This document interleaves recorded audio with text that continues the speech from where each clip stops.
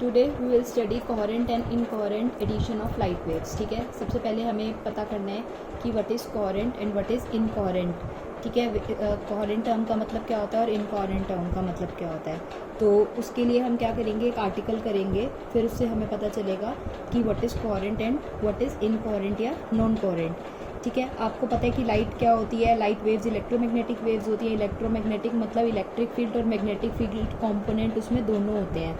ठीक है, बट जो ऑप्टिकल इफेक्ट देगी आपका, वो कौन सा कंपोनेंट देता है, आपका इलेक्ट्रिक कंपोनेंट लेता है। इसलिए हम इसमें मैग्नेटिक कंपोनेंट कंसीडर नहीं करेंगे, हम इसमें कौन सा कंसीडर करेंगे, सिर्फ इलेक्ट्रिक कंपोनेंट। अब हमें क्या निकालनी है, आपके पास हमें कितनी इंटेंसिटी ऑफ लाइट मिली due to number of light source. मतलब हमारे पास बहुत सारे नंबर ऑफ लाइट सोर्सेज हैं, हम सब ने लाइट को थ्रो किया।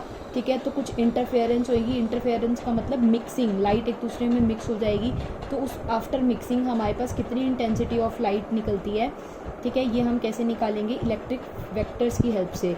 हमारे पास डिफरेंट इलेक्ट्रिक वेक्टर्स होंगे। ठीक है, हर लाइट का कुछ अपना एक वेव वेक्टर होगा, उसको क्या करेंगे, हम सिंपली ऐड कर देंगे। तो उसकी हेल्प से हम क्या करेंगे, रिजल्टेंट इंटेंसिटी को फाइंड आउट करेंगे। ठीक है, अब हमारे पास क्या है, किसी ऑसिलेटिंग इलेक्ट्रिक फील्ड प्रोड्यूस हुई। ठीक है, किसी एक पॉइंट पी पे, कोई एक पॉइंट कंसीडर कर लो। ठीक है, by two sources are given by, अब दो सोर्स ऑफ लाइट थे हमारे। ठीक है, उन सोर्सेज से हमने क्या देखा है, हमारी इलेक्ट्रिक फील्ड प्रोड्यूस होएगी। ठीक है, दोनों इलेक्ट्रिक फील्ड क्या हो गई, E1 एंड E2। E1 क्या है, A1 कॉस, हम इलेक्ट्रिक फील्ड को ऐसे लिखते हैं, ये हम पहले पढ़ चुके हैं चैप्टर्स में। ठीक है, A1 cos omega 1 t plus φ1, E2 is equals to A2 cos omega 2 t plus φ2। और आपको पता है इंटेंसिटी किसके डायरेक्टली प्रोपोर्शनल होती है, E इलेक्ट्रिक फैक्टर के स्क्वायर के प्रोपोर्शनल होती है ना। ठीक है, तो I1 को क्या लिखेंगे, I1 इज इक्वल्स टू, जब हम प्रोपोर्शनैलिटी कांस्टेंट हटाएंगे तो उसकी जगह K लिख देंगे। तो intensity is equals to AE1 square, यानी इलेक्ट्रिक वेक्टर के स्क्वायर की इक्वल हो जाएगी। ठीक है, E1 की वैल्यू को पुट कर देंगे यहाँ से, तो ये कितना हो जाएगा, KA1 square cos square omega 1 t plus φ1। यहाँ से क्या हो गया, I2 is equals to KE2 square is equals to KA2 square cos square omega 2 t plus φ2। Okay, अब आपको पता है कि लाइट की फ्रीक्वेंसी नियरली कितनी होती है, 10⁻15 hertz. We usually observe light average of this quantity. ठीक है, इतनी क्वांटिटी में हम ऑब्जर्व करते हैं नेचुरली। अब आपको पता है हम क्या कंसीडर करके चलेंगे, वन फुल साइकिल कंसीडर करेंगे। ठीक है, अब हमें क्या निकालनी है, एवरेज इंटेंसिटी निकालनी है फर्स्ट वेव की। तो एवरेज इंटेंसिटी निकालने के लिए किसी भी टर्म का अगर आप एवरेज लेते हो, ठीक है, उसका इंटीग्रेशन करना पड़ता है। तो उसके लिए आप फॉर्मूला क्या यूज़ करोगे। ठीक है, अगर आपको कहाँ से निकालना है, 0 से 2π तक निकालना है। और इसमें टर्म क्या है, आपकी कॉस है। ठीक है, अगर आप कॉस को 0 से 2π आपको निकालना है, this is all your mathematics. तो इसकी जो एवरेज वैल्यू आती है वो क्या आती है, कॉस की 0 आती है। ठीक है, ये आपका फॉर्मूला है 1/b माइनस a, और b क्या है आपकी अपर लिमिट, a क्या है आपकी लोअर लिमिट, और अंदर फंक्शन। जब आप इसको इंटीग्रेट करोगे तो आपकी जो कॉस की वैल्यू आएगी वो क्या आ जाएगी, आपकी कॉस की वैल्यू यहाँ से 0 आ जाएगी।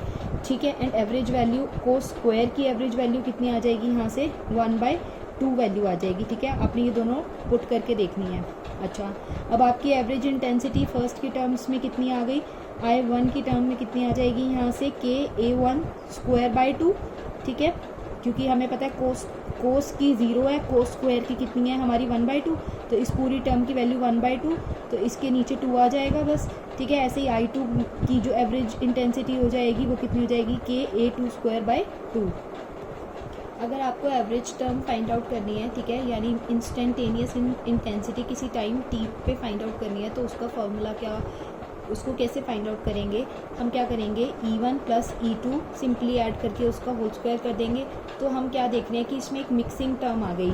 ठीक है, इलेक्ट्रिसिटी वेक्टर क्या हो गए, इसमें जो आपके E1 और E2 के दोनों थे वो क्या हो गए, मिक्स हो गए। ठीक है, अब अगर ये मिक्स हो गए तो इंस्टेंटेनियस इंटेंसिटी में भी एक मिक्सिंग वेक्टर आएगा, यानी I1 और I2 के अलावा एक मिक्सिंग वेक्टर और इंक्लूड हो जाएगा, दैट इज़ I12। ठीक है, जब हम इसकी इंस्टेंटेनियस वैल्यू को फाइंड आउट करेंगे। अब ये जो आपकी मिक्सिंग टर्म आ गई, ठीक है, I12। ठीक है, I12 is the average of 2K E1 and E2। ये क्या है, इसकी एवरेज है। इस क्वांटिटी की E1 E2 की ये एवरेज टर्म है, और इसी को हम क्या कहेंगे, हमारी इंटरफेरेंस टर्म। इंटरफेरेंस मतलब एक दूसरे के बीच में इंटरफेयर कर रही हैं ये दोनों टर्म्स, ठीक है। अब I12 is equals to 2 times, अब ये किसके इक्वल है, इसके इक्वल है, ठीक है। I12 is equals to 2 times के E1 E2, और हमने क्या लिख दिया, E1 E2 की जगह जो हमने पीछे E1 E2 की वैल्यूज़ कंसिडर की थी उन वैल्यूज़ को यहाँ पे लिख दिया, ठीक है। अब हमने सिंपली क्या किया, हमने एक आइडेंटिटी लगा दी 2 cos A cos B, ठीक है। 2 cos A cos B is equals to cos A plus B plus cos A minus B, ये आपने ट्रिग्नोमेट्रिक मैथ्स में पढ़ा होगा। 2 cos A plus B plus cos A minus B is equals to 2 cos A cos B, ठीक है। तो यहाँ से क्या निकालेंगे, हम इसकी वैल्यू को फाइंड आउट करेंगे। I12 इज इक्वल्स टू 2 के E1 E2, ये एज इट इज़ लिखा हमने। अब क्या किया, इसको सिंपली खोल दिया, ठीक है। के A1 A2, ठीक है, इनको इकट्ठा लिख दिया हमने, के A1 A2 को। अब ये क्या है A, ये क्या है आपकी B टर्म है, ठीक है, और ये क्या है आपका 2, तो ये क्या बन गया 2 cos, ये पूरा A, ये cos B, तो ये क्या है cos A प्लस B। तो पहले में क्या लिखेंगे, cos this term plus this term, तो दिस प्लस दिस को हम ऐसे भी तो लिख सकते हैं ना, हम ये प्लस में ये पूरा ऐड करना है ना आपको, तो यानी cos हट जाएगा और बीच में क्या लग जाएगा, प्लस साइन। तो हम इन दोनों टर्म्स को इकट्ठा कर देंगे, और इन दोनों टर्म्स को, जब इन दोनों टर्म्स को इकट्ठा करेंगे तो t कॉमन आ जाएगा यहाँ पे, ठीक है। ये क्या बन जाएगा अंदर, ω1 प्लस ω2 प्लस φ1 प्लस φ2, ठीक है। अब नेक्स्ट फॉर्मूला क्या, फॉर्मूले में नेक्स्ट टर्म क्या थी, cos A माइनस बी, ये A है ये B है। अब सिंपली क्या होगा, ω1 माइनस ω2t और φ1 माइनस φ2, ठीक है। तो ये आपका फॉर्मूला यहाँ से ओपन हो गया।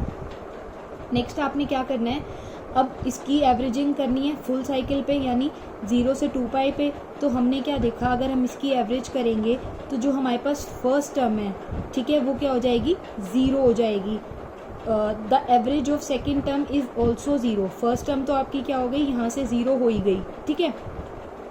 अब सेकेंड का एवरेज भी 0 कब होगा, जब ω2, ω1 और ω2 एक दूसरे के इक्वल नहीं होंगे, तब ये टर्म 0 होगी, अदरवाइज ये टर्म 0 नहीं होगी। इफ़ 2 फ्रीक्वेंसीज आर सेम, अगर ये दोनों फ्रीक्वेंसीज क्या हैं, सेम हो जाती हैं, तो एवरेज उस केस में एवरेज क्या होगा, हमारा average value I12 is equals to 2 के E1 E2 को हम कैसे लिख सकते हैं, के A1 A2, ठीक है। ये वाली टर्म तो आपकी पूरी की पूरी क्या हो गई, 0 हो गई, ठीक है। अच्छा, अब ये अगर हमें क्या देखा कि अगर ω1 और ω2 दोनों आपस में इक्वल है, ठीक है, तो इसकी जगह क्या लिख सकते हैं हम, ω1 माइनस ω1 या ω2 माइनस ω2 लिख सकते हो। तो ये तो क्या हो गया 0, जब 0 को किसी चीज़ से मल्टीप्लाई करते हैं t से, तो वो भी क्या हो जाएगा 0। तो आपके पास टर्म क्या बचेगी, सिर्फ cos φ1 माइनस φ2। अगर ये दोनों वैल्यू इक्वल नहीं होंगी तो ये टर्म 0 हो जाएगी, अगर इक्वल हो जाती हैं तो अंदर वाला ये वाला पार्ट तो 0 हो जाएगा, आपके पास φ1 φ2 तो एज इट इज़ रहेगा ना यहाँ से, ठीक है। तो आपके पास क्या बचा, यहाँ से φ1 φ2 बचा। तो अब आपकी इंटरफेरेंस टर्म की फाइनल वैल्यू क्या आ गई, 2। हमने E1 और E2 को क्या लिखा, अंडर I1 और I2 की टर्म्स में लिखा, क्योंकि हमने फाइंड आउट किया था यहाँ पे I1 और I2 की वैल्यू। ये देखो, I1 की वैल्यू क्या फाइंड आउट की थी, के A1 स्क्वायर बाई 2, I2 की वैल्यू क्या की थी, के A2 स्क्वायर बाई 2, ठीक है। I1 I2 को आपस में मल्टीप्लाई कर दोगे, क्या आ जाएगा, के square A1 square A2 square by 2 into 2 आ जाएगा, ठीक है। अगर आप इसका अंडर द रूट करते हो तो ये सिर्फ क्या रह जाएगा, के A1 A2, ठीक है। यहाँ से ये वैल्यू रह जाएगी आपकी, और एक 2 बचेगा, तो इसलिए हमने उसको कैंसिल करने के लिए 2 से क्या कर दिया, यहाँ पे मल्टीप्लाई कर दिया। अच्छा, अब आपके पास टर्म क्या बची यहाँ पे, I12, ये E1 E2 की टर्म्स में तो आपकी क्या आ जाएगी, 2 के E1 E2। अगर इसको हमने इंटेंसिटी की टर्म्स में लिखना तो ये क्या आ गई, 2 under the root I1 I2 cos φ1 minus φ2। अच्छा, अगर हमें इंटरफेरेंस देखना है, ठीक है, इंटरफेयर तभी होगा जब ये वाली टर्म दिखेगी, ठीक है। अच्छा, अब ये वाली टर्म दिखेगी तो हमें सोर्सेज कैसे चाहिए, जिनकी फ्रीक्वेंसी क्या हो, सेम हो, ठीक है। अगर फ्रीक्वेंसी सेम नहीं होगी तो हमने क्या देखा था, ये टर्म तो 0 हो जाएगी, 0 हो जाएगी तो दैट मीन्स इंटरफेरेंस पैटर्न नहीं दिखेगा, ठीक है। अब हमें इंटरफेरेंस देखना है तो दैट मीन्स हमारी ये कंडीशन लगनी ज़रूरी है कि ω1 किसके इक्वल हो, ω2, और ओमेगा यहाँ पे क्या है, फ्रीक्वेंसीज हैं, यानी दोनों की फ्रीक्वेंसीज क्या होनी चाहिए, सेम होनी चाहिए। और फेज डिफरेंस कैसा होना चाहिए, कांस्टेंट होना चाहिए। देखो φ1 और φ2 जब इसको माइनस करोगे तो एक कांस्टेंट फेज डिफरेंस आएगा ना, यानी ये चेंज नहीं हो रहा, हर बार यही रहेगा वो, ठीक है। φ1 भी यही रहेगा, φ2 भी यही रहेगा। तो दैट मीन्स अगर कोई भी दो सोर्स आपको इंटरफेरेंस देखनी चाहिए, ठीक है, तो उसके लिए आपकी कंडीशन क्या होनी चाहिए, उसकी फ्रीक्वेंसी सेम होना चाहिए और कांस्टेंट फेज डिफरेंस होना चाहिए, ठीक है। तो वो जो आपका पेयर ऑफ सोर्स होगा वो क्या कहलाएगा, कोहेरेंट सोर्स। अब कोहेरेंट सोर्स क्या होता है, जिसकी फ्रीक्वेंसी क्या हो, हमारी सेम फ्रीक्वेंसी हो और फेज डिफरेंस क्या हो, कांस्टेंट हो, ठीक है। तो when illumination is by two coherent sources resultant intensity is, अब आपकी रिजल्टेंट इंटेंसिटी क्या होगी, I is equals to I1 plus I2 plus I12, और I12 की वैल्यू हमने यहाँ से निकाली, तो आपकी फाइनल I की वैल्यू क्या आ गई, I1 plus I2 plus 2 under the root I1 I2 cos φ1 minus φ2। ये आपको याद रखना है, न्यूमेरिकल्स में काम आएगा। आपको φ1 दे देंगे, φ2 दे देंगे, ठीक है, I1 की वैल्यू दे देंगे, टोटल इंटेंसिटी दे देंगे। कई बार आपको I2 निकालना है, कई बार आपको I1 निकालना होगा, कई बार आपको टोटल इंटेंसिटी फाइंड आउट करनी होगी, ठीक है।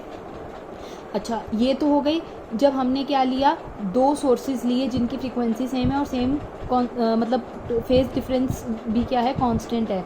अगर आप बिल्कुल ही इंडिपेंडेंट सोर्सेज ले लेते हो, ठीक है, इंडिपेंडेंट सोर्स, दो अलग अलग सोर्स ही ले लेते हो, ठीक है, अगर उसकी फ्रीक्वेंसी भी चाहे सेम है, ठीक है, बट उनका जो फेज डिफरेंस होगा वो कभी भी कांस्टेंट नहीं होगा टाइम के साथ, जैसे हमने इधर देखा था, ठीक है। Therefore average of cos of φ1 minus φ2 is equals to 0 over a full cycle, hence I12 is equals to 0, ठीक है। इस केस में क्या हो जाएगा, I12 0 हो जाएगा, कोई इंटरफेरेंस नहीं होगी।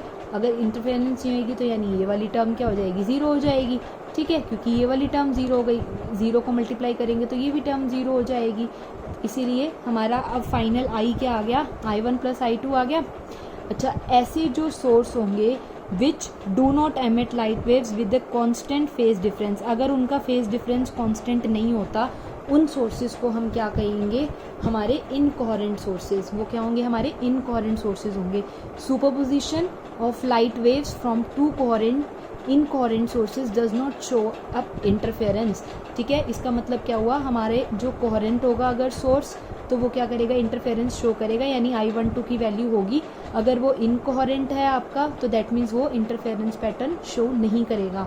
Total intensity at any point is simply the sum of time average intensity of two sources. अब आपकी जो टोटल इंटेंसिटी हो गई, इस केस में क्या होगी, सिंपली एवरेज इंटेंसिटी होगी दो सोर्सेज का, यानी I1 और I2 को सिंपली ऐड कर दोगे अगर वो इनकोहेरेंट है, ठीक है।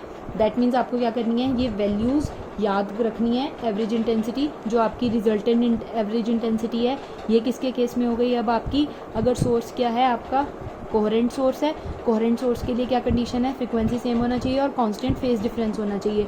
और इनकोहेरेंट ये किसके लिए हो गई, आपकी इनकोहेरेंट के लिए हो गई, ठीक है। इस केस में अगर फ्रीक्वेंसी सेम हो बट स्टिल आपका जो फेज डिफरेंस है वो कांस्टेंट नहीं रहेगा।